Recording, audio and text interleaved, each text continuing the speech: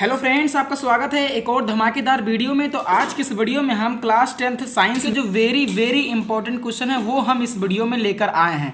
तो फिजिक्स से total 25 number का क्वेश्चन पूछा जाता है आपके पेपर में, तो ये आपके लिए काफ़ी ज़्यादा महत्वपूर्ण है। तो लाइट और जो इलेक्ट्रिक है उससे मैक्सिमम क्वेश्चन आते हैं, तो आपको सभी तैयार कर लेने हैं। तो पहला क्वेश्चन है कि प्रकाश से आप क्या समझते हैं, इनके गुणधर्मों का उल्लेख कीजिए।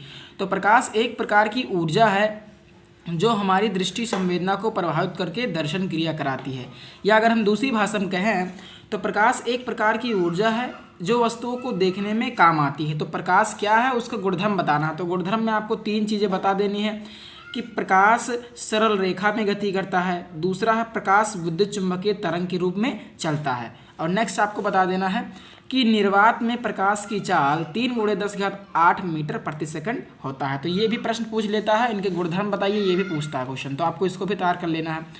और नेक्स्ट क्वेश्चन है कि प्रकाश के परावर्तन से आप क्या समझते हैं, इनके नियमों का उल्लेख कीजिए। ये वेरी इंपॉर्टेंट क्वेश्चन है, इसलिए आप इसको जरूर से जरूर तैयार करें। तो इसका आंसर क्या होगा कि प्रकाश का किसी चिकनी सतह से टकराकर वापस उसी माध्यम में लौटने की जो घटना होती है उसी को ही हम प्रकाश का परावर्तन कहते हैं। तो इस तरीके से आपको बता देना, ये मतलब प्रकाश किसी चिकनी सतह से टकराकर प्रकाश का किसी चिकनी सतह से टकराकर उसी माध्यम में लौट जाने की ही घटना हमारी प्रकाश का परावर्तन कहलाती है। तो इसके 2 नियम होते हैं, कौन कौन से होते हैं वो भी मैं आपको बता रहा हूँ कि आपतित किरण यानी आने वाली किरण को आपतित किरण कहते हैं, और टकरा कर वापस जाने वाली किरण को परावर्तित किरण कहते हैं, और ये जो बीच में आपको जो लाइन दिख रही है ये है अभिलंब। तो पहला नियम है कि आपतित किरण, परावर्तित किरण और अभिलंब तीनों एक ही तल में होते हैं, यानी यहाँ पर तीनों एक ही तल में होते हैं। और दूसरा नियम क्या है इसका कि आपतन कोण, इसके बीच में जो कोण बनता है उसे आई यानी आपतन कोण कहते हैं, और इनके मध्य जो कोण बनता है उसे परावर्तन कोण कहते हैं। आपतन कोण आई और परावर्तन कोण आर आपस में बराबर होते हैं। तो ये पहला नियम है, ये दूसरा नियम है। तो ये आपको बिल्कुल अच्छे तरीके से तैयार कर लेना। ये क्वेश्चन तो बोर्ड एग्जाम में पूछा ही जाता है, एक परावर्तन से और एक अपवर्तन से। तो ये परावर्तन हो गया। अब हम आपको नेक्स्ट क्वेश्चन बताते हैं। सो इस तरीके से हो जाएगा। सो नेक्स्ट क्वेश्चन हमारा है कि ये हो जाएगा आपतन कोण बराबर परावर्तन कोण। तो प्रश्न 3 है कि प्रकाश के परावर्तन से आप क्या समझते हैं, यानी प्रकाश के परावर्तन से आप क्या समझते हैं, इनके नियमों का उल्लेख कीजिए। तो इसको आपको किस तरीके से लिखना है कि प्रकाश की किरण का एक माध्यम से दूसरे माध्यम में जाने पर अपने मूल पथ से विचलित होने की घटना को प्रकाश का अपवर्तन कहते हैं। यानी प्रकाश की किरण का एक माध्यम से दूसरे माध्यम में जाने पर अपने मूल पथ से विचलित होना ही क्या कहलाता है, प्रकाश का अपवर्तन कहलाता है। इसको आपको नोट कर लेना है। इसके भी 2 नियम होते हैं, कौन कौन से। पहला नियम है कि आपतित किरण, अपवर्तित किरण और अभिलंब तीनों एक ही तल में होते हैं। परावर्तन में परावर्तित किरण था, लेकिन यहाँ पे अपवर्तित किरण है। तो ये आपको डिफरेंस याद रखना कि आपतित किरण, अपवर्तित किरण और अभिलंब तीनों एक ही तल में होते हैं। ये प्रथम नियम हो गया। और द्वितीय नियम क्या है कि आपतन कोण की ज्या और अपवर्तन कोण की ज्या का अनुपात सदैव नियत रहता है। ठीक है, ये दूसरा नियम है, यानी साइन आई बटा साइन आर बराबर नियत। ये आपतन कोण है और ये अपवर्तन कोण है, इसका अनुपात सदैव नियत रहता है। तो और कुछ देख लेते हैं इसके फैक्ट के बारे में कि इसी नियत मान को माध्यम का अपवर्तनांक यानी एन कहते हैं। यानी इसी नियत मान को, यानी साइन आई बटे साइन आर को ही हम क्या कहते हैं, एन, यानी माध्यम का अपवर्तनांक कहते हैं, तथा इसे स्नेल का नियम भी कहते हैं। तो ये स्नेल का नियम भी है और इसी को हम अपवर्तनांक भी कहते हैं। तो आपको ये भी एक्स्ट्रा चीज़ याद कर लेनी है। और नेक्स्ट क्वेश्चन है जो कि वेरी इंपॉर्टेंट है कि क्रांतिक कोण से आप क्या समझते हैं। तो सघन माध्यम में आपको डेफिनेशन इसको ऐसे ही याद कर लेनी है। सघन माध्यम में वह आपतन कोण जिसके लिए विरल माध्यम में अपवर्तन कोण 90 डिग्री होता है क्रांतिक कोण कहलाता है। तो इस तरीके से आपको क्रांतिक कोण की डेफिनेशन याद कर लेनी है। और नेक्स्ट क्वेश्चन है कि पूर्ण आंतरिक परिवर्तन से आप क्या समझते हैं। ये भी वेरी इंपॉर्टेंट है। तो जब आपतन कोण यानी आई का मान क्रांतिक कोण से अधिक हो जाता है तो प्रकाश की किरण उसी माध्यम में लौट जाती है। इसी घटना को पूर्ण आंतरिक परिवर्तन कहते हैं। यानी जब आपतन कोण का मान क्रांतिक कोण से अधिक हो जाता है तो प्रकाश की किरण उसी माध्यम में लौट जाती है जिस माध्यम से आती है। तो इसे ही हम पूर्ण आंतरिक परिवर्तन कहते हैं। तो और हम नेक्स्ट आगे देखते हैं। सो इस तरीके से आपको इसका एग्जाम्पल भी दे देना है कि हीरे का चमकना, ये क्या है, पूरा आंतरिक परिवर्तन के कारण हीरा चमकता है, और रेगिस्तान में मारीचिका का दिखाई देना। तो कभी कभी इसे एग्जाम्पल से ही क्वेश्चन पूछ लेता है कि हीरे का चमकना में किस घटना के कारण हीरा चमकता है, तो पूर्ण आंतरिक परिवर्तन के कारण। नेक्स्ट क्वेश्चन है कि लेंस और दर्पण का सूत्र लिखिए। तो लेंस का सूत्र होता है 1/f बराबर 1/v माइनस 1/u। और दर्पण का ये हो तो दर्पण में पॉजिटिव होता है, इसमें निगेटिव होता है ये चीज़। तो यहाँ पर f क्या है, लेंस की फोकस दूरी है, और v क्या है, v है प्रतिबिंब की लंबाई, और u क्या है, वस्तु की लंबाई। इसको आपको नोट कर लेना। ये यहाँ पर f क्या है, दर्पण की फोकस दूरी है। तो इस तरीके से इसको आपको याद कर लेना है। और नेक्स्ट क्वेश्चन है कि रेखीय आवर्धन क्या है, यानी रेखीय आवर्धन से आप क्या समझते हैं। तो किसी लेंस द्वारा बने प्रतिबिंब की लंबाई और वस्तु की लंबाई के अनुपात को ही हम क्या कहते हैं, रेखीय आवर्धन कहते हैं। इसे स्मॉल m से रिप्रेजेंट करते हैं। सो रेखीय आवर्धन बराबर क्या हो जाएगा, रेखीय आवर्धन बराबर, ये डेफिनेशन पूछ लेता है कि रेखीय आवर्धन से आप क्या समझते हैं, तो आपको डेफिनेशन याद कर लेनी। तो ये होता है प्रतिबिंब की लंबाई बटा वस्तु की लंबाई। तो प्रतिबिंब की लंबाई को हम क्या कहते हैं, v कहते हैं, और वस्तु की लंबाई को u। तो इसका फार्मूला हो जाएगा m बराबर v/u। और भी आपको याद कर लेना है कि इसका कोई मात्रक नहीं होता है। और नेक्स्ट क्वेश्चन की ओर बढ़ते हैं। सो नेक्स्ट क्वेश्चन हमारा है कि लेंस की क्षमता को परिभाषित कीजिए, यानी लेंस की क्षमता क्या है। तो मीटर में नापी गई, आपको डेफिनेशन ऐसे ही याद कर लेनी है कि मीटर में नापी गई फोकस दूरी के व्युत्क्रम को लेंस की क्षमता कहते हैं। तो P बराबर होता है 1/f मीटर। यानी इस तरीके से अगर हम इस f को ऊपर ले जाएं तो ये माइनस का चिन्ह लग जाएगा, इसी को कहते हैं व्युत्क्रम। तो फोकस दूरी का व्युत्क्रम किसमें, मीटर में नापी गई फोकस दूरी के व्युत्क्रम को लेंस की क्षमता कहते हैं। आपको इसकी डेफिनेशन याद कर लेनी है, लेंस की क्षमता कहते हैं। इसका मात्रक डायोप्टर होता है, इसे d से प्रदर्शित करते हैं। और आपको ये भी याद रखना है कि अवतल लेंस की जो क्षमता होती है वो निगेटिव होती है, और उत्तल लेंस की जो क्षमता होती है वो पॉजिटिव होती है। तो ये थी इस चैप्टर यानी लाइट की वेरी इंपॉर्टेंट क्वेश्चन लेना। तो आज की इस वीडियो में हम इसके जितने भी इंपॉर्टेंट क्वेश्चन हैं वो सारे हम इस वीडियो में कराने वाले हैं। तो आप इसको जरूर से ज़रूर तैयार करें। सो पहला क्वेश्चन हमारा है कि विद्युत धारा से आप क्या समझते हैं, इसका मात्रक लिखो। तो इसकी परिभाषा आपको मतलब याद कर लेनी, ये वेरी इंपॉर्टेंट है। तो आवेश के प्रवाह की दर को विद्युत धारा कहते हैं। तो ये विद्युत धारा की डेफिनेशन हो गई। इसका मात्रक एम्पियर होता है तथा यह एक अदिश राशि होती है। और ये वैल्यूज़ आपको याद रखनी है, कभी कभी ये वैल्यूज़ ही पूछ लेता है कि 1 मिली एम्पियर में कितने एम्पियर होते हैं। तो 1 मिली एम्पियर बराबर होता है 10⁻³ एम्पियर। मिली का मतलब होता है ऋण 3 और माइक्रो का मतलब होता है ऋण 6, 10⁻6। तो इस तरीके से आपको याद कर लेना, 1 माइक्रो एम्पियर में 10⁻6 एम्पियर होते हैं। और इसे आमीटर से नापा जाता है। ठीक है, आपको ये भी याद रखना क्योंकि कभी कभी ये भी पूछ लेता है कि विद्युत धारा को किस में मापा जाता है। सो फार्मूला बना I बराबर Q/T। I बराबर Q/T यानी आवेश की प्रवाह के दर को क्या कहते हैं, विद्युत धारा। एकांक समय में जो आवेश फ्लो होता है वही हमारा क्या है, विद्युत धारा। तो इस तरीके से आपको डेफिनेशन याद कर लेनी है इसको, और इसको भी तैयार कर लेना है। और नेक्स्ट क्वेश्चन हमारा है कि आवेश क्या है, यानी आवेश से आप क्या समझते हैं, इसका सबसे छोटा मात्रक तथा सबसे बड़ा मात्रक लिखो। तो विद्युत धारा यानी I बराबर हमारा फार्मूला होता है Q/T। तो इसको अगर ऐसे क्रॉस मल्टीप्लाई कर लें तो ये क्या हो जाएगा, Q बराबर I × T। यानी I क्या है, विद्युत धारा, T क्या है, टाइम। तो इसी को हम मैथमेटिकली इस तरीके से लिख देंगे कि विद्युत धारा और समय के गुणनफल को हम क्या कहते हैं, वैद्युत आवेश कहते हैं। तो आपको इसकी डेफिनेशन लिख देनी, इस तरीके से फार्मूला भी लिख देना है। आवेश का SI मात्रक कूलाम तथा CGS मात्रक स्टेट कूलाम होता है। ये भी आपको याद रखना, स्टेट कूलाम होता है। और चीज़ मैं आपको दिखा रहा हूँ, आवेश भी एक अदिश राशि होती है। आवेश का सबसे छोटा मात्रक, इसमें पूछा है कि सबसे छोटा मात्रक तथा सबसे बड़ा मात्रक लिखो। तो आवेश का सबसे छोटा मात्रक फ्रैंकलिन तथा सबसे बड़ा मात्रक फैराडे होता है। सबसे बड़ा मात्रक फैराडे। एक फैराडे में 96,500 कूलाम होते हैं। 96,500 कूलाम होते हैं। ये सबसे बड़ा मात्रक होता है आवेश का।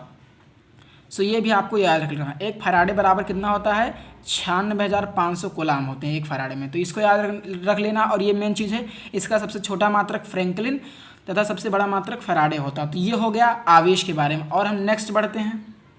और नेक्स्ट है आपका कि विद्युत विभव से आप क्या समझते हैं, स्पष्ट कीजिए। यानी विद्युत विभव क्या है, तो किसी आवेश को, ये आवेश है, इसको विद्युत क्षेत्र, किसी आवेश को अनंत से विद्युत क्षेत्र के अंदर स्थित किसी, ये आप पहले डेफिनेशन पढ़ लीजिए कि एकांक परीक्षण आवेश को अनंत से विद्युत क्षेत्र के अंदर स्थित किसी बिंदु तक लाने में जो किया गया कार्य है उसी को हम क्या कहते हैं, विभव कहते हैं। यानी किसी आवेश को, कौन सा आवेश होना चाहिए, एकांक परीक्षण आवेश होना चाहिए, उसको विद्युत क्षेत्र में स्थित किसी बिंदु तक, यानी विद्युत क्षेत्र में जो लाने में जो किया गया कार्य है आवेश को, विद्युत क्षेत्र क्या है, कि विद्युत के द्वारा जो उत्पन्न क्षेत्र होता है उसे ही विद्युत क्षेत्र कहते हैं। तो आवेश को विद्युत क्षेत्र में जो लाने में जो किया गया कार्य यानी जो W है उसी को हम कहते हैं विद्युत विभव। ये इसकी सिंपल डेफिनेशन है। इसे V से प्रदर्शित किया जाता है, इसका SI मात्रक वोल्ट होता है। तो V बराबर होता है W/Q, यानी आवेश को विद्युत क्षेत्र के अंदर स्थित किसी बिंदु तक लाने में किया गया कार्य। तो W/Q उसका फार्मूला होता है, आपको इसको भी याद कर लेना है। यह एक अदिश राशि होती है, इसे उल्टा मीटर से नापा जाता है। विद्युत धारा को अमीटर से नापा जाता है, इसे उल्टा मीटर से नापा जाता है। तो इसके डेफिनेशन को आपको अच्छे तरीके से तैयार कर लेनी। तो ये हो गया विद्युत विभव। और हम आगे बढ़ते हैं। विद्युत प्रतिरोध से आप क्या समझते हैं, इसका आरेख बनाइए, आरेख लिखो। तो विद्युत प्रतिरोध क्या है, तो ये फार्मूला से विद्युत प्रतिरोध का जो फार्मूला होता है वो होता है R बराबर V/I। तो इसी फार्मूले से हम इसके डेफिनेशन बनाएंगे। तो डेफिनेशन क्या है, किसी चालक के सिरों के मध्य या बीच उत्पन्न विभवांतर यानी V और उसमें बहने वाली धारा के अनुपात को हम क्या कहते हैं, अनुपात को विद्युत प्रतिरोध कहते हैं। यानी विभवांतर और धारा का जो अनुपात होता है उसे विद्युत प्रतिरोध कहते हैं। इसे R से प्रदर्शित करते हैं। तो R बराबर हो गया V/I। V क्या है, विभवांतर है, और I क्या है, धारा है। तो विभवांतर और धारा का जो अनुपात है उसी को हम कहते हैं विद्युत प्रतिरोध। तो ये हो गया इसकी डेफिनेशन और ये फार्मूला। इसका SI मात्रक ओम होता है, इसे ओमेगा यानी ग्रीक अक्षर ओमेगा से प्रदर्शित करते हैं, इस साइन से, यानी ये इसका संकेत है। और इसका जो आरेख होता है वो ये होता है, इस तरीके से बना होता है, ये इसका आरेख है। तो आरेख भी आपको कभी कभी आरेख भी एग्जामिनेशन में 1 नंबर में पूछ लेता है, तो आपको आरेख भी तैयार होना चाहिए। और नेक्स्ट कि 1 माइक्रो ओम में कितने ओम होते हैं। तो मैंने बताया माइक्रो का मतलब होता है 10⁻⁻6 और मिली का मतलब होता है 10⁻3। तो 1 माइक्रो ओम में 10⁻6 ओम होते हैं और 1 मिली ओम में 10⁻3 ओम होते हैं। तो ये आपको तैयार कर लेना है। ये विद्युत प्रतिरोध हो गया और यहाँ पे विद्युत विभव होगा। तो इसके डेफिनेशन आपको रेडी कर लेना है। और नेक्स्ट हम बढ़ते हैं इधर। सो नेक्स्ट है हमारा कि विभवांतर क्या है, विभवांतर को परिभाषित कीजिए। तो किन्हीं दो बिंदुओं के बीच के विद्युत विभवों के अंतर को विभवांतर कहते हैं। ये इसकी सिंपल डेफिनेशन है, या दूसरे शब्दों में कहें तो एकांक परीक्षण आवेश को एक बिंदु से दूसरे बिंदु तक ले जाने में जो किया गया कार्य है उसी कार्य को ही क्या कहते हैं, विभवांतर कहते हैं। तो विभवांतर क्या होता है, दो विभवों का अंतर, यानी हम दो विभव मान ले, एक पहला विभव VA दूसरा है VB। तो VA माइनस VB इसका फार्मूला हो जाएगा और इसका भी मात्रक वोल्ट ही होता है। तो आपको विभवांतर की डेफिनेशन आनी चाहिए इस तरीके से। और नेक्स्ट जो कि वेरी वेरी इंपॉर्टेंट है, ये तो वेरी वेरी इंपॉर्टेंट क्वेश्चन है कि ओम के नियम को स्पष्ट कीजिए। तो ये वेरी वेरी ये 5 स्टार क्वेश्चन है, तो आपको इसको तैयार कर लेना है, ओम का नियम।